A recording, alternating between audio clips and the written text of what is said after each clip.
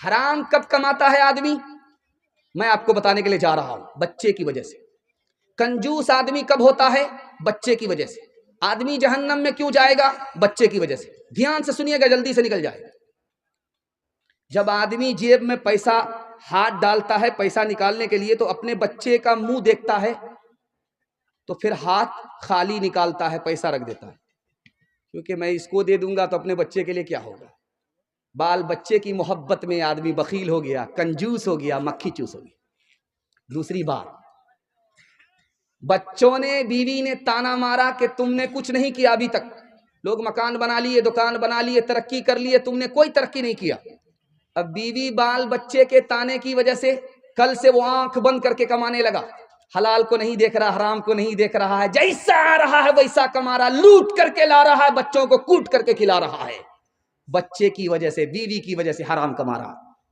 اللہ کے رسول فرماتے ہیں حرام کمانے والا بیوی بال بچے کی وجہ سے جہنم میں جائے گا۔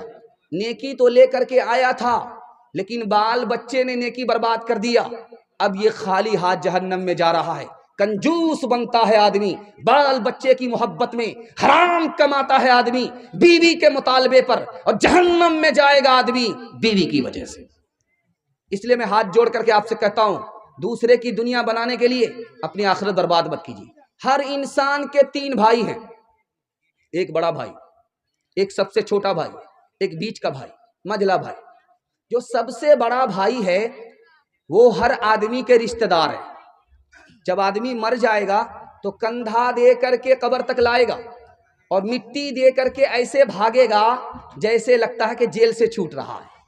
یہیں تک رشتہ دار آپ کے ساتھ دیں گے، یہ پہلا بھائی۔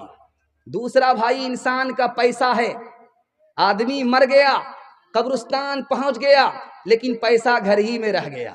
تیسرا بھائی جو سب سے چھوٹا بھائی ہے، کہ زندہ تھا، ساتھ تھا، مر گیا، قبر میں ساتھ جائے گا، وہ انسان کا عمل ہے۔ اب بتائیے آپ کا سب سے وفادار بھائی کون ہے؟ جو آپ کا عمل ہے۔ عمل پر دھیان دیجئے، بیوی بال بچے پر کم اور رشتہ دار پر کم، اپنے عمل پر دھیان دیجئے، عمل سے اللہ آپ کو نجات عطا فرمائے گا۔ ایک مثال پر پیغام ختم کر رہا ہوں۔ باپ لوٹ کر کے لاتا تھا، بیٹا کو کوٹ کر کے کھلاتا تھا۔ جب مرنے لگا تو بیٹوں نے کہا ابا حضور تم تو قبر پکڑ لو گے، لیکن تم جو دنیا کو ٹھگے ہو تو لوگ ہم کو پکڑیں گے، ہمارا جینا حرام کر دیں گے۔ اب بیٹا دیکھو تمہارا بھی حساب لگاتے، جب میں مر جاؤں تو میرے جنازے پر بیٹھ کر کے رونا، کوئی پوچھے کہ کون تمہارا باپ مر رہا تو کہنا نہیں میرا دلدار جا رہا ہے، میرا باپ نہیں تھا، میرا یار جا رہا ہے۔ دوسرے بیٹے سے کہا کہ جب تم رونے لگو گے، قرض مانگنے والا جس کو میں ٹھگ کر کے جا رہا ہوں وہ پیسہ مانگنے کے لیے آئے گا، تو کہنا کہ یہ میرا باپ نہیں جا رہا، میرا دلدار جا رہا ہے۔ ایک مسلمان سن رہا تھا، ہاتھ اٹھا کر کے کہتا ہے خدا خبردار رہنا، ہوشیار جا رہا ہے، یہ دنیا کو تو ٹھگ کر کے جا رہا ہے، اگر تم ہوشیار نہیں رہے یہ تم کو بھی ٹھگ لے گا۔ ایک آدمی 1 کلو دودھ میں 5 کلو پانی ملاتا تھا، 1 کلو دودھ میں 5 کلو پانی ملاتا تھا، اور کیا کہتا تھا اللہ کی قسم ہم دودھ میں پانی نہیں ملاتے، ہم تو پانی میں دودھ ملاتے ہیں، اللہ کی قسم ہم دودھ میں پانی نہیں ملاتے۔ روز جاتا تھا، کھاری ہاٹ بیچ کر کے آتا تھا، اس کے بٹوا میں پیسہ تھا، سائیکل سے آ رہا تھا، پیشاب لگ گیا، اس کو پخانا لگ گیا، پاکڑ کا درخت تھا، سائیکل بھی رکھ دیا، بٹوا بھی رکھ دیا، چلا گیا حاجت پوری کرنے کے لیے۔ اوپر جو بندر بیٹھا ہوا تھا وہ نیچے آیا اور بٹوا لے کر کے اوپر چلا گیا۔ اب جب یہ آیا تو دیکھا کہ بھئی آنکھ بند ڈبہ غائب، اصل اوزار غائب ہے، تو اب اس نے دیکھا تو بندر بٹوا لے کر کے اوپر گیا، وہ وہاں سے سکہ نکال کر کے دیکھ رہا کہ اصلی ہے یا جعلی ہے۔ اب اس نے کہا ہاتھ جوڑ کر کے ہے مہاراج میرا پیسہ برباد مت کرو، مجھ کو واپس کر دو، ہم تم کو کیلا کھلائیں گے۔ تو بندر کو رحم آیا، ایک سکہ ادھر پھینکا، دوسرے سکہ ہے اس کے ہاتھ سے چھوٹا، پانی میں بولتا ہے ٹباک۔ بندر کو بڑا اچھا لگا کہ باپ رے کتنی پیاری آواز ہے، اتنی پیاری آواز تو کسی گانا میں ہم کو سننے کو نہیں ملتی ہے۔ تو بندر کو اب تماشا سوجھا، وہ ایک سکہ نکالتا تھا پانی میں ڈالتا تھا، ایک سکہ ادھر پھینکتا تھا، ایک سکہ پانی میں ڈالتا تھا۔ یہ سمجھ گیا کہ ہے مہاراج اب سمجھ میں آیا، جو دودھ کا پیسہ تھا تو وہ تو اوپر ہو گیا، جو پانی کا پیسہ تھا وہ پانی میں چلا گیا۔ ہاتھ اٹھا کر کے وعدہ کیجئے انشاءاللہ حلال کمانا ہے، حساب سے خرچ کرنا. میں گارنٹی لے کر کے جاتا ہوں 1 سال میں آپ کو 10 سال کے برابر ترقی ہوگی. ہاتھ اٹھا دیجئے انشاءاللہ. کر تو بھی ترقی دنیا میں اسباب تجارت پیدا کر تو بھی ترقی دنیا میں اسباب تجارت پیدا کر تو بھی ترقی دنیا میں کر تو بھی ترقی دنیا میں اسباب تجارت پیدا کر. قارون کی دولت ٹھکرا دے عثمان کی دولت پیدا کر. قارون کی دولت ٹھکرا دے عثمان کی دولت پیدا کر. تو بدیا لا دے بیل بھرے جو پورب پچھم جائے گا, یا سود بڑھا کر لائے گا یا ٹوٹا گھاٹا پائے گا. قذاق اجل کا رستے میں جب بھالا مار گرائے گا. دھن دولت ناتی پوتا کیا, دھن دولت ناتی پوتا کیا, ایک کنبا کام نہ آئے گا. سب ٹھاٹ پڑا رہ جائے گا جب لات چلے گا بنجارا. جب چلتے چلتے رستے میں یہ گون تیری ڈھل جائے گی. ایک بدیا تیری مٹی پر پھر گھاس نہ چرنے آئے گی. یہ کھیپ جو تو لا دی ہے سب حصوں میں بٹ جائے گی. دھی پوت جنوائی بیٹا کیا, دھی پوت جنوائی بیٹا کیا, بنجارن پاس نہ آئے گی. سب ٹھاٹ پڑا رہ جائے گا جب لات چلے گا بنجارا. جلسہ بڑے خوبصورت ماحول سے گزر رہا ہے. میں تو دیکھ رہا ہوں بچے بھی جاگ گئے. یہ بچے کل سو جاتے بستر میں پیشاب کر دیتے, گنگا بہا دیتے. اے اللہ کا کرم ہے بستر بچا ہوا ہے. ان کے واسطے دعا کیجئے اللہ ان کو علم سے ہنر سے محروم نہ فرمائے. چوتھا پیغام دینے کے لیے جا رہا ہوں. میں اس جلسے میں 80 آدمی کو اگر کھڑا کروں گا, اس سے پوچھوں گا کہ تمہارا مقصد کیا ہے, اگلا پلان کیا ہے.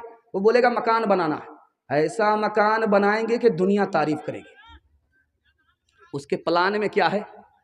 شداد کی جنت, شاہ جہاں کا تاج محل, بس وہی مقصد ہے اس کا. مکان بنانا ہے, مکان بنانا ہے, مکان بنانا ہے, مکان بنانا ہے. اللہ کے رسول فرماتے ہیں کہ دنیا کا سب سے بیکار پیسہ, بیکار پیسہ, بیکار پیسہ, نکما پیسہ, بیکار پیسہ, کسی کام کا پیسہ نہیں, وہ کون ہے؟ جو مکان میں لگتا ہے.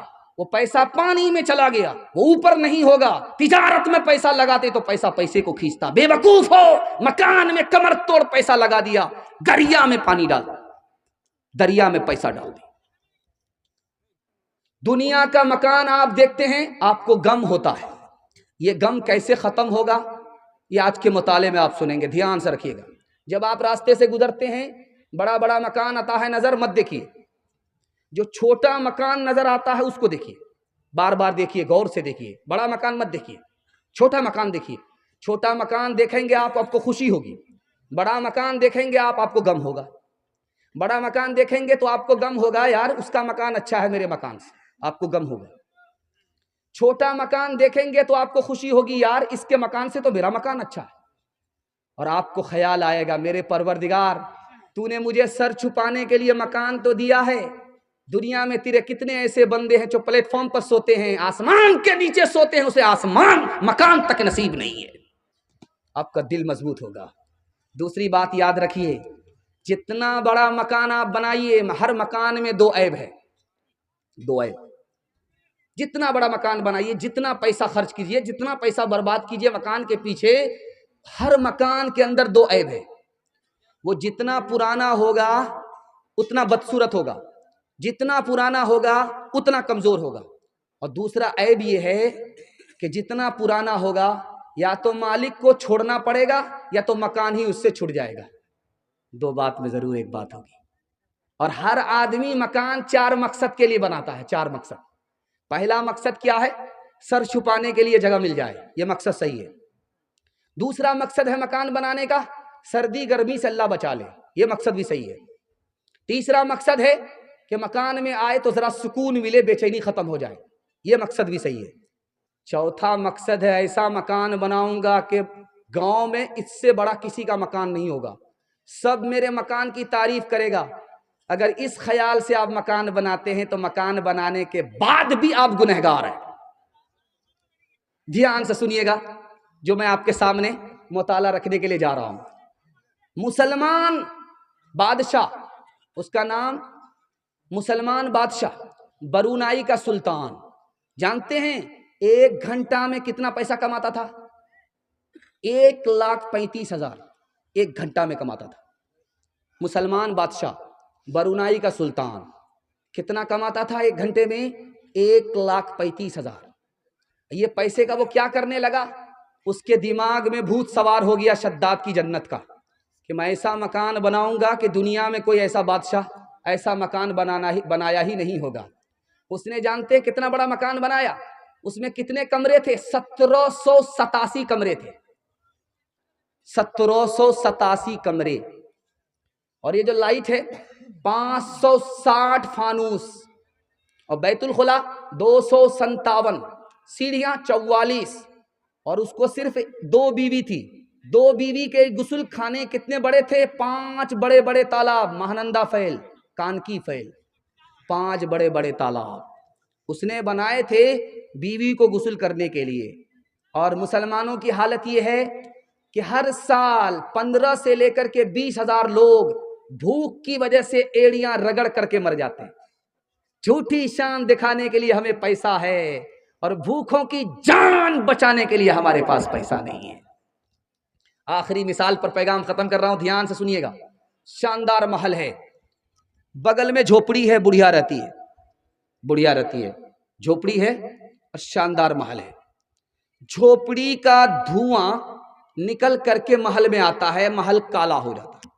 بادشاہ نے وزیر سے پوچھا کہ یہ محل کیسا ہے؟ کہا حضور اس میں ایک عیب ہے، بغل میں جھوپڑی ہے، جھوپڑی کے چولہے سے دھواں نکلتا ہے اور محل کو تاریک کر دیتا ہے، اس جھوپڑی کو ہٹا دو آپ تو محل سے زیادہ خوبصورت اس میں سارا ہنر ہی ہوگا، عیب نہیں ہوگا۔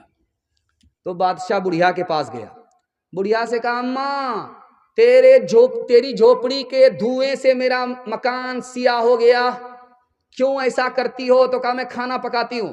کہا آج سے کھانا پکانا بند کرو، میرے یہاں سے مرغا آئے گا، مچھلی آئے گی اور شاہی دسترخوان ہوگا، تمہارے گھر کھانا نہیں پکے گا، میرے گھر کھانا آئے گا، میرے گھر سے تم کو کھانا ہے۔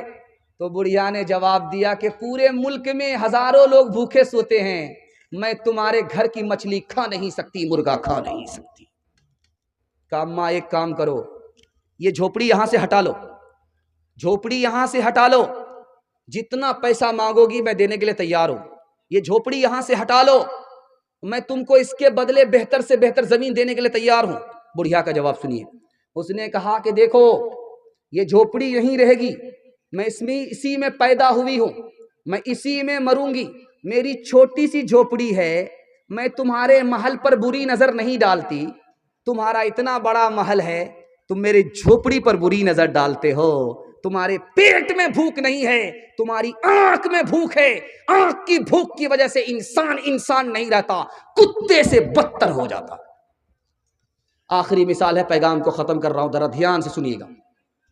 آ رہا ہے سلطہ جلسہ سننے کے لیے، ایک آدمی باہر کا آدمی دریا پار کر کے جلسہ سننے کے لیے آ رہا، چوراہے پر ایک آدمی کو دیکھ کر کے پوچھتا ہے کہ جلسہ کدھر ہے، آبادی کدھر ہے، بستی کدھر ہے، بتاؤ، سلطہ مجھے جانا ہے، جلسہ سننا ہے۔ اس آدمی نے سیدھے قبرستان بھیج دیا۔ وہ آدمی جب گیا تو دیکھا کہ ارے باپ رے، تو یہاں تو بڑی بڑی قبر ہے، یہ زندہ آدمی کو قبرستان بھیج دیا، کتنا بڑا بے وقوف آدمی تھا وہ۔ پلٹ کر کے آیا، وہ آدمی کھڑا وہیں چائے پی رہا تھا۔ ارے کتنا بڑا بے وقوف آدمی ہو تم، میں نے تمہیں بستی کے بارے میں پوچھا، تم نے مجھے قبرستان بھیج دیا، زندہ آدمی کو قبرستان بھیجا جاتا ہے، تم بھی کتنے بڑے بے وقوف آدمی ہو۔ اس کا جواب سنیے جو میں آپ کے سامنے رکھنے کے لیے جا رہا ہوں۔ اس نے کہا کہ بستی اس کا نام ہے جہاں سارے لوگ آ کر کے بستے ہیں، وہاں سے کوئی کہیں نہیں جاتا۔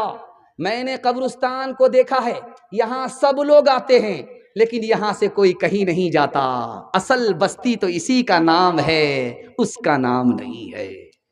انشاءاللہ جھوٹی شان دکھانے کے لیے ہمارا اونچا مکان نہیں ہوگا، جیب کو دیکھ کر کے مکان بنائیں گے، تجارت میں زیادہ پیسہ لگائیں گے، مکان میں کم۔ ہاتھ اٹھائیے، بالکل صحیح جا رہا ہے، بالکل صحیح جا رہا ہے۔ آپ نے دھیان سے سنا، کتنا اونچا قصر دنیا کو بنا لے جاؤ گے، کتنی گہری اس کی بنیاد دیکھو ڈالے جاؤ گے، کتنا عرض و طول میں اس کو بڑھا لے جاؤ گے، کھینچ کر اس کا کہاں تک سلسلہ لے جاؤ گے، اس کو کیا چلتی دفعہ سر پہ اٹھا لے جاؤ گے، اس کو کیا چلتی دفعہ سر پہ اٹھا لے جاؤ گے، آئے تھے کیا لائے تھے، جاؤ گے کیا لے جاؤ گے، آئے تھے کیا لائے تھے، جاؤ گے کیا لے جاؤ گے۔ او غافل انسان انسان، او غافل انسان، او غافل انسان انسان، او غافل انسان، آنکھوں سے تو نے اپنے کتنے جنازے دیکھے، آنکھوں سے تو نے اپنی کتنے جنازے دیکھے، ہاتھوں سے تو نے اپنے دفنائے کتنے مردے، انجام سے تو اپنے، انجام سے تو اپنے کیوں اتنا بے خبر ہے، او غافل انسان انسان، او غافل انسان، او غافل انسان انسان، او غافل انسان، مخمل پہ سونے والے مٹی میں سو رہے ہیں، شاہ و گدا یہاں پر ایک ساتھ سو رہے ہیں، دونوں ہوئے برابر، دونوں ہوئے برابر، یہ موت کا اثر ہے، او غافل انسان انسان، او غافل انسان، او غافل انسان انسان، او غافل انسان۔ عورتوں کے حوالے سے سنا رہا ہوں، آپ لوگ سننے کے لیے تیار ہیں؟ آخری پیغام، ہاتھ اٹھا کر کے وعدہ کیجئے انشاءاللہ۔ عورت کو سر پہ رکھیں گے، پیر کے نیچے رکھیں گے، ہاتھ اٹھائیے انشاءاللہ۔ خیر، دو تین آدمی بلیک لسٹ والا ہے، وہ بھی ہاتھ اٹھایا ہے۔ خیر، ماشاءاللہ ڈس بریک مار کر کے آپ نے ثابت کر دیا کہ جلسہ ختم ہو رہا ہے لیکن آپ زندہ ہو رہے ہیں۔ اللہ اکبر، اللہ آپ کے حوصلے کو سلامت رکھے۔ جلدی سے جلسہ نکل رہا ہے، دھیان سے سنیے گا، جلدی سے نکل جائے۔ ماسٹر صاحب آئے اسکول میں، پینسل لے کر کے کھڑے ہو گئے، بچوں سے کہا کہ بچے آج میں ماں کے بارے میں بتانے کے لیے جا رہا ہوں، مکمل ہماری طرف دھیان سے سننا، ماں کے بارے میں بتانے کے لیے جا رہا ہوں، ماں کیا ہوتی ہے، ماں سے رشتہ کیسا ہوتا ہے۔ ہر بچے کے کان کھڑے ہو گئے، ماسٹر کی طرف بچے دیکھنے لگے، لیکن ایک بچہ برابر پیپر پڑھ رہا ہے۔ ماسٹر صاحب کو غصہ آیا کہ کتنا بڑا نالائق ہے، یہ ضرور ہفنیا کا بچہ ہوگا یا سلطا کا بچہ ہوگا۔ غصہ آیا، لاٹھی لے کر کے ماسٹر صاحب اس بچے کے پاس گئے، نالائق کہیں کا، میں ماں کے بارے میں بتانے کے لیے جا رہا ہوں، تو پیپر پڑھ رہا ہے؟ کہا ماسٹر صاحب معاف کیجئے گا، آج ہی کا پیپر ہے اور تازہ خبر پڑھ رہا تھا کہ ایک ماں سوتے ہوئے 4 بچے کو چھوڑ کر کے اپنے عاشق کے ساتھ فرار ہو گئی۔ دوسری مثال لا رہا ہوں، دھیان سے اس کو سنیے۔ ادھر ماں گالی بول رہی ہے، بیٹا خاموش ہے، جب ماں خاموش ہوئی تو بیٹا گالی شروع کر دیا، ماں خاموش ہو گئی۔ بیٹا میں ماں میں کمپٹیشن چل رہا ہے، ادھر سے تلوار چل رہی ہے، ادھر سے توپ چل رہی ہے، زبردست مقابلہ چل رہا ہے۔ ماں ادھر گالی بول کر کے خاموش ہوتی ہے، بیٹا شروع ہوتا ہے، بیٹا خاموش ہوتا ہے، ماں شروع ہو جاتی ہے۔ کوئی بھی دم مارنے کے لیے تیار نہیں ہے، ورنہ مقدمہ ہارنے کے لیے سب لوگ تیار ہیں۔ جب ماں عاجز آ گئی گالی دیتے دیتے تو بیٹے سے کہتی ہے کہ بیٹا میں تمہیں اپنا دودھ معاف نہیں کروں گی. تو بیٹا بھی تن کر کے کہتا ہے کہ تم معاف کرے یا نہ کرے مجھ کو کوئی فرق نہیں پڑتا, تو نے مجھے ڈبے کا دودھ پلایا, اپنا دودھ نہیں پلایا. تیسری مثال آپ کے سامنے رکھنے کے لیے جا رہا ہوں, بہت دھیان سے اس کو سنیے گا. پھانسی پر بیٹا چڑھنے والا ہے. اب اس سے پوچھا گیا کہ تمہاری آخری خواہش کیا ہے, آخری خواہش بتاؤ. تو بیٹا بولا کہ میری ماں زندہ ہے, دیدار کرا دو, کان میں بات کرنا چاہتا ہوں, راز کہنا چاہتا ہوں, ماں کو بلا دو. حاکم نے کہا روک دو پھانسی کو, مجرم کی ہر خواہش کو پوری کی جائے گی, اس کی ماں کو بلاؤ. ماں آ گئی. ماں جب قریب آئی کان بڑھایا کہ راز کی بات کوئی بیٹا بتائے گا. بیٹے نے دانت سے اپنے ماں کے کان کاٹے. اب حاکم نے کہا کہ کتنا بڑا سنگ دل ہے, کتنا بڑا مجرم ہے کہ مرنے سے پہلے ماں کے ساتھ بھی اس نے نافرمانی نہیں چھوڑی. اس نے حاکم سے کہا گو حاکم, مجھے موت سے پہلے ماں کو بلانا تھا. ماں آ گئی, ماں نے کان قریب کیا, میں نے دانت کاٹے. تمہیں تعجب ہوا, لیکن اس سے بھی بڑھ کر کے حیرت میری ماں پر تم کو ہوگا. اس سے بھی بڑھ کر کے حیرت تم کو میری ماں پر ہوگی. میں جو بتانے کے لیے جا رہا ہوں, میں بچپن میں انڈا چورا کر کے لاتا تھا, ماں کو دیتا تھا, ماں میری پیٹھ ٹھوکتی تھی, میں ڈکیت بن گیا, چور بن گیا.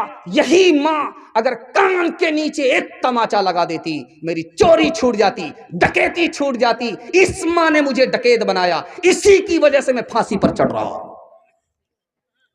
دو تین مثال آپ کی خدمت میں آ رہی ہے, دھیان سے اس کو سنیے گا. بیوی نے شوہر سے کہا کہ میرے کان خالی خالی ہیں, اچھے نہیں لگتے. شوہر سمجھ گیا کہ اللہ اکبر, ضرور چونا لگائے گی, زیور لانے کے لیے بول رہی ہے. تو یہ منطق سے نکل رہا ہے, ارے کان خالی ہوئے تو کیا ہوئے, میرے بھی تو کان خالی رہتے.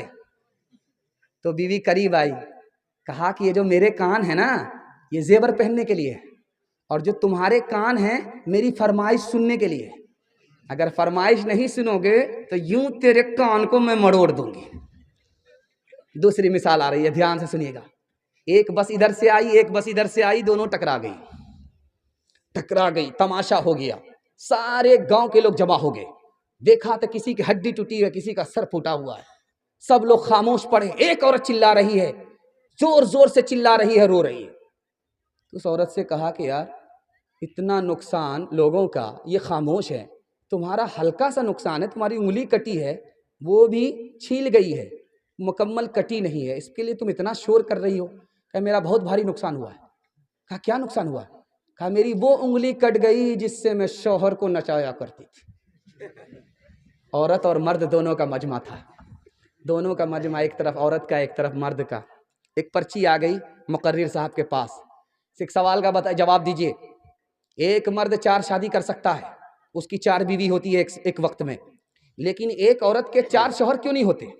اب مقررین نے سوچا اس کو قرآن کا فلسفہ بتاؤں گا نہیں سمجھ میں آئے گا, حدیث کا فلسفہ بتاؤں گا نہیں سمجھ میں آئے گا, عورت کا سوال ہے, عورت ہی کی زبان میں بتاتا ہوں, سمجھ میں آ جائے گا. کہا اس عورت سے کہ دیکھو تمہاری 4 شادی اس لیے نہیں ہے کہ تم کو 4 ساس ملے گی, کوئی ادھر سے کان پکڑ کر کے اٹھائے گی, کوئی ادھر سے کان پکڑ کر کے بٹھائے گی. تو کہتی توبہ توبہ, اسلام نے بہت اچھا کیا, ورنہ 4 ساس ہمارے اوپر عذاب بن کر کے مسلط ہو جاتی. جب میکے سے بیٹی سسرال جاتی ہے تو لوگ روتے ہیں, اور جب سسرال سے بیٹی میکے آتی ہے تو سب لوگ گھیر لیتے ہیں. تو ماں پوچھتی ہے بیٹی تمہارا سسر کیسا تھا؟ کہا ماشاء اللہ. شوہر کیسے تھے؟ تو سبحان اللہ. اور سسرال کیسی تھی؟ تو الحمدللہ. اب پوچھا کہ تمہاری ساس کیسی تھی؟ انا للہ جلے تو جلال تو اس بلا کو تاج.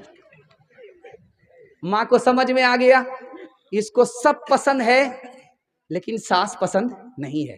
سسرال بھی پسند ہے, شوہر بھی پسند ہے, سسر بھی پسند ہے, لیکن ساس پسند نہیں ہے. تو ماں ہوتی ہے, تجربے کی بھٹی میں وہ تپی ہوئی ہوتی ہے, تجربہ ہوتا ہے اس کو.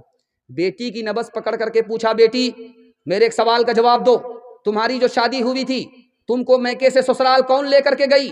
تو کہا میری ساس آئی ہوئی تھی, مجھ کو پسند کیا, دیکھا سنا, جم گیا جج گیا, اور اس نے اپنے بیٹے سے میرا نکاح کیا اور مجھ کو میکے سے سسرال لے گئی. اب ماں نے کہا کہ بیٹی خبردار, اگر ساس نے تمہارے اوپر یہ احسان نہیں کیا ہوتا تو تم کو اتنا اچھا سسر نہیں ملتا، تم کو اتنی اچھی ساس نہیں، اتنی اچھی سسرال نہیں ملتی، اتنا اچھا شوہر نہیں ملتا۔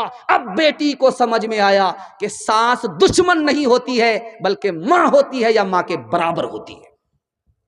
حضرت فاطمہ کی طرح عمر بھر ایسا کردار ہوتے سسرال میں، حضرت فاطمہ کی طرح عمر بھر ایسا کردار ہو تیرا سسرال میں، ساس تیری زمانے سے کہتی پھرے، ساس تیری زمانے سے کہتی پھرے، کچھ نہیں چاہیے بس بہو ساس ہو۔ اے بہن زندگی میں تو رہنا جہاں، گھر کو رکھنا بنا کر کہ جنت نما۔ اے بہن زندگی میں تو رہنا جہاں، گھر کو رکھنا بنا کر کہ جنت نما۔ شکر کرنا ادا رب کے احسان کا، شکر کرنا ادا رب کے احسان کا، شکر کرنا ادا رب کے احسان کا۔ ہاتھ میں تیرے دولہے کا جب ہاتھ ہو۔ جلسہ ختم ہو گیا، اگر آپ اجازت دیں گے تو بچوں کے حوالے سے سنا دے رہا ہوں۔ آپ لوگ سننے کے لیے تیار ہیں؟ دونوں ہاتھ اٹھائیے انشاءاللہ۔ سب کام پہلے ہوگا، شادی سب سے بعد میں کریں گے۔ ہاتھ اٹھائیے انشاءاللہ۔ شادی بعد میں کریں گے تو بچہ کہاں نصیب ہوگا؟ دھیان سے سنیے گا، جلدی سے نکل جائے۔ بالکل 2-3 منٹ کا پیغام، آخری پیغام سنا رہا ہوں، اپنے حصے کے جلسے کو مکمل کر رہا ہوں۔ اس کے بعد ایک راؤنڈ قاری مزمل صاحب کا آ رہا ہے، اس کو آپ سن لیجئے گا، اس کے بعد دعا ہو جائے گی۔ جلسہ بالکل آپ کا نکل چکا ہے، ہاتھی پاس ہو چکا ہے، صرف دم پھنسی ہوئی ہے، ایک جھٹکے میں انشاءاللہ وہ بھی پاس ہو جائے گی۔ دھیان سے سنیے۔ ماں نے بیٹے سے کہا کہ بیٹا حرام مت کمانا، حرام مت کھانا۔ تو بیٹے نے پوچھا کہ اماں کیوں، تم کو مطلب ہے ہمارے کمانے سے؟ حرام حلال کی بات تم کیوں کرتی ہو؟ تم کون سی مفتی ہو، کون سی عالم ہو، حرام حلال کی بات کرتی ہو؟ تو ماں نے کہا کہ بیٹا اگر تم حرام کماؤ گے، حرام کھاؤ گے تو میرا دودھ برباد ہو جائے گا جو بچپن میں نے تمہیں پلایا۔ بیٹا نکل رہا ہے، میدان میں تلوار لے کر کے جا رہا ہے، لڑنے کے لیے، اللہ کے دین کو بلند کرنے کے لیے جا رہا ہے۔ ماں نے روکا، بیٹے رک جاؤ، کہاں جا رہے ہو؟ کہا خدا کے لیے جا رہا ہوں، خدا کے دین کے لیے سر کٹانے کے لیے جا رہا ہوں۔ ماں نے کہا کہ بیٹا پیٹھ مت دکھانا، میدان چھوڑ کر کے مت بھاگنا، یاد رکھو سر کٹا دینا تیری ماں تیرے اوپر فخر کرے گی کہ میں شہید کی ماں ہوں۔ بیٹا پیٹھ مت دکھانا ورنہ میں تجھے بچپن کا دودھ معاف نہیں کروں گی۔ تیسری مثال آ رہی ہے، دھیان سے سنیے گا۔ سولی پر بیٹا چڑھا ہوا ہے، لاش کے پاس ماں آ کر کے کہتی ہے سبحان اللہ، ماشاء اللہ، الحمدللہ۔ تو لوگوں نے کہا کہ اس ماں کا دماغ پاگل ہو گیا، بیٹے کی مصیبت دیکھا، لاش کو دیکھا، اس کا دماغ پاگل ہو گیا۔ ماں نے کہا میں پاگل نہیں ہوں، میں نے بچپن میں اپنے بچے کو اسی لیے دودھ پلایا تھا۔ حق بولنا، حق پر کھڑے ہونا، گردن کٹانی پڑے گردن کٹا دینا، لیکن جھوٹ مت بولنا۔ میرے بچے نے میرے دودھ کو برباد ہونے سے بچا لیا، مجھے خوشی ہے، مجھے غم نہیں ہے۔ چوتھی بات آپ کی خدمت میں آ رہی ہے، دھیان سے سنیے گا۔ بیٹا جنگ کے میدان میں ہے، خبر آئی گھر میں تمہارا بیٹا بھاگ گیا، میدان چھوڑ کر کے نکل گیا، شکست کھا گیا، ہار گیا، میدان چھوڑ کر کے بھاگ گیا۔ باپ نے کہا ضرور بھاگا ہوگا۔ ماں نے کہا میرا بیٹا بھاگ نہیں سکتا، میدان چھوڑ نہیں سکتا۔ پوچھا کہ کیوں؟ کہا اس لیے کہ بچپن میں نے اسے بعد میں دودھ پلایا، پہلے وضو کیا۔ میرا بیٹا شہید تو ہو سکتا ہے، شکست نہیں کھا سکتا، بہادری دکھا سکتا ہے، پیٹھ نہیں دکھا سکتا۔ خبر آئی کہ پہلی خبر غلط تھی، دوسری خبر صحیح ہے، تمہارا بیٹا میدان جیت کر کے آ رہا ہے۔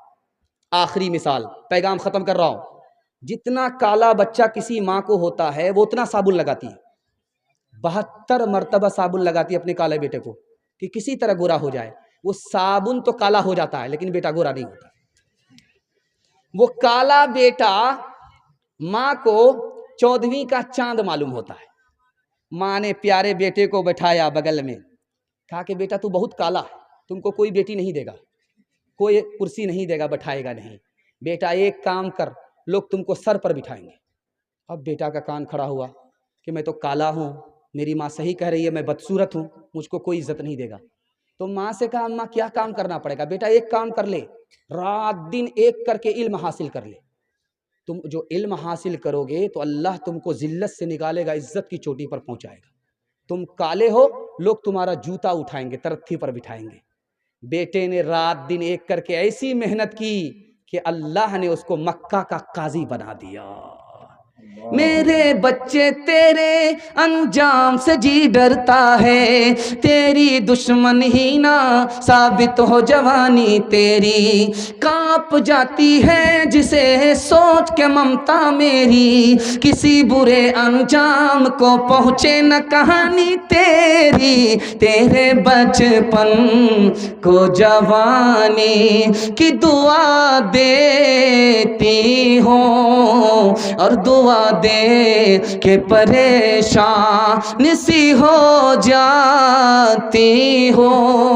میرے معصوم فرشتے تو ابھی کیا جانے، تجھ کو کس کس کے گناہوں کی سزا ملنی ہے، دین اور دھرم کے مارے ہوئے انسان کی جو نظر ملنی ہے، تجھ کو وہ خفا ملنی ہے، تیرے بچپن کو جوانی کی دعا دیتی ہوں، اور دعا دے کہ پریشان سی ہو جاتی ہوں۔ 3 کام پر کھڑے ہو جائیے، آپ کے گھر میں آفت نہیں ہوگی۔ ہاتھ اٹھا کر کے وعدہ کیجئے انشاءاللہ گناہ نہیں کریں گے، غلط نہیں کمائیں گے، غلط ماحول میں نہیں جائیں گے، نہ کتابوں سے نوازوں سے نظر سے پیدا، دین ہوتا ہے بزرگوں کی نظر سے پیدا، نہیں سکھا انہوں نے دین رہ کر شیخ کے گھر میں، پلے کالج کے چکر میں، مرے صاحب کے دفتر میں، کیک کے چکر میں تو روٹی بھی گئی، بڑی شے کی طاق میں تھے تو چھوٹی بھی گئی، نہ مانی بات وائس کی، تھے پتلون کے چکر میں تو لگوٹی بھی گئی۔ وآخر دعوانا ان الحمدللہ رب العالمین۔